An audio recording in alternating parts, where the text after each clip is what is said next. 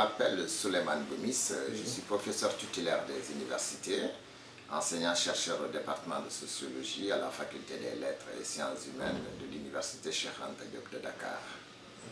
Vous faites partie de Sursaut Citoyen, donc ceux qui sont les initiateurs du pacte de bonne gouvernance nationale, qui est un peu l'émanation des conclusions des assises nationales et du rapport de la Commission nationale de la réforme des institutions. La semaine dernière s'est tenue à Diamniadio les assises de la justice. Il se trouve que dans ce pacte de bonne gouvernance, la réforme de la magistrature figure en bonne place. Et vous, initiateur du pacte de bonne gouvernance, n'étiez pas invité à cette rencontre. Alors, comment faut-il le comprendre? Alors, je pense que la rencontre de Diamniadio autour donc, de la réforme ou de la modernisation de la justice est une très bonne chose. C'est d'abord quelque chose qu'il faut encourager et nous félicitons les nouvelles autorités pour l'avoir organisé. Alors, le fait que nous ne soyons pas invités, je ne suis peut-être pas bien placé pour en parler parce que nous avons quand même des personnes habilitées à le faire, telles que Mamadou Ndoye, René et d'autres auraient pu en parler. Et je ne peux pas le savoir. Je ne sais pas pourquoi nous n'avons pas été conviés à cette rencontre, mais j'estime que nous partagerons avec les organisateurs les conclusions de leurs travaux et nous aurons toujours un avis à émettre par rapport à la direction qui sera prise.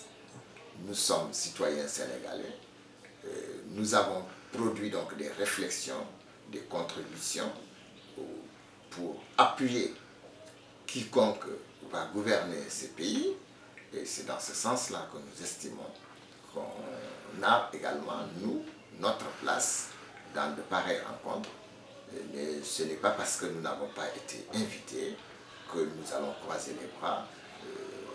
Donc peut-être que c'est davantage encore pour nous le moment donc, de réfléchir et d'apporter les fruits de nos réflexions aux nouvelles autorités. Est-ce que quelque part le fait que les porteurs du pacte de bonne gouvernance nationale ne soient pas invités, c'est le message que, écoutez, nous vous aimons bien, le pacte c'est très bien, mais nous ne sommes pas emballés, nous allons appliquer notre projet, le projet PASTEF? Bon, je ne pense pas que ce soit vu ainsi, parce que le projet en son sein comporte sans doute certains éléments de réflexion du pacte de bonne gouvernance. Ou alors, on peut dire certaines réflexions déjà du pacte de bonne gouvernance se retrouvent dans une bonne partie du projet. Et je peux donner un exemple. Le fait qu'aujourd'hui le chef de l'État ne soit pas le chef d'un parti politique, c'est déjà un élément donc, du pacte de bonne gouvernance. Et le fait également que les gens demandent à ce que les prérogatives du chef de l'État soient réduites et qu'il y ait une répartition de certaines prérogatives à d'autres instances de décision, c'est également des éléments que l'on retrouve dans le pacte de bonne gouvernance. Et c'est ce que les nouvelles autorités aussi, dans le cadre de leur projet de société, sont en train de dérouler progressivement. Il ne faut peut-être pas aller trop vite à mon avis. Nous sommes seulement à moins de 2 mois de la prise de pouvoir par les nouvelles autorités et qu'en moins de 60 jours, vouloir tout de suite juger les acteurs sur la base de quelques réalisations me paraît trop prématuré. Il faut peut-être encore du temps. Et je crois que dans Sursaut Citoyen, on s'était donné quand même un délai de 200 jours. 200, oui. Voilà, donc, qui me paraît plus raisonnable.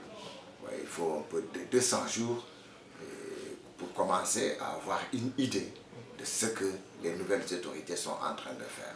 Donc vous êtes optimiste? Très optimiste. Très optimiste.